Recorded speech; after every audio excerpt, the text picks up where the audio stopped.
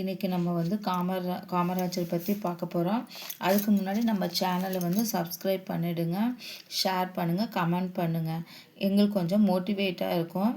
Subscribe பண்ணுங்கள். இன்றைக்கி வர போர்ஷன்ஸ் வந்து காமராஜர் பற்றி இப்போ பாரோம். காமராஜரின் சிறப்பு பெயர்கள் வந்து பெருந்தலைவர் காமராஜர் தான் நம்ம எப்பவுமே கூப்பிடுவோம். அவருக்கு கருப்பு காந்தின்னு இன்னொரு பெயர் இருக்குது. படிக்காத மேதை அப்படின்னு சொல்லுவாங்க. ஏழை பெங்காளர், அதுக்கப்புறம் கர்ம வீரர், தலைவர்களை உருவாக்குபவர் அப்படின்னு கூட சொல்லுவாங்க. அதாவது காமராஜருக்கு சிறப்பு பெயர்கள் இருக்குது.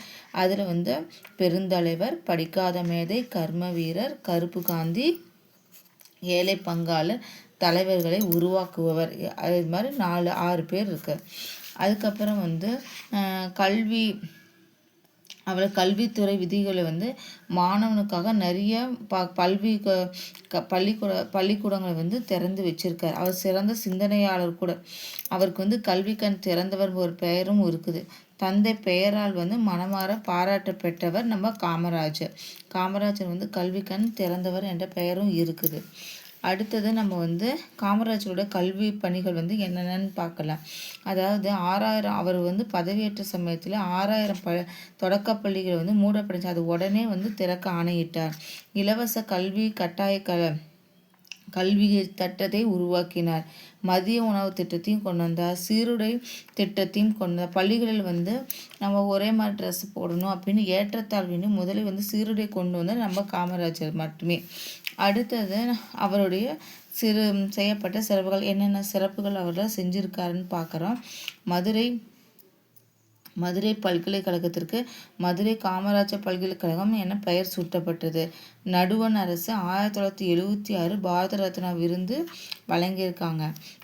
காமராஜர் வாழ்ந்த சென்னை இல்லமும் விருதுநகர் இல்லமும் நம்ம கவர்மெண்ட் அரசுடைமை ஆக்கப்பட்டு நினைவு இல்லமாக மாற்றப்பட்டது. சென்னை மெரினா கடற்கரையில் வந்து சிலை நிறுவப்பட்டது. சென்னையில் உள்நாட்டு விமான நிலையத்திற்கு காமராஜர் பெயரும் சூட்டப்பட்டது.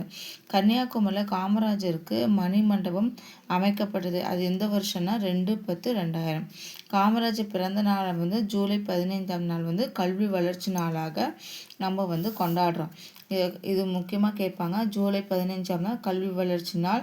அவருக்கு மணிமண்டபம் எப்போ ஏற்பட்டதுன்னா 2/10/2000. உள்நாட்டு விமான நிலையத்துக்கு இன்னொரு பேர் என்னன்னு கேட்டால் காமராஜர் பெயர்னு சொல்லுவாங்க. அவருக்கு வந்து எந்த இல்லம் வந்து நினைவில்லமாக ஆக்கப்பட்டதுன்னா சென்னை இல்லமும் விருதுநகர் இல்லமும்.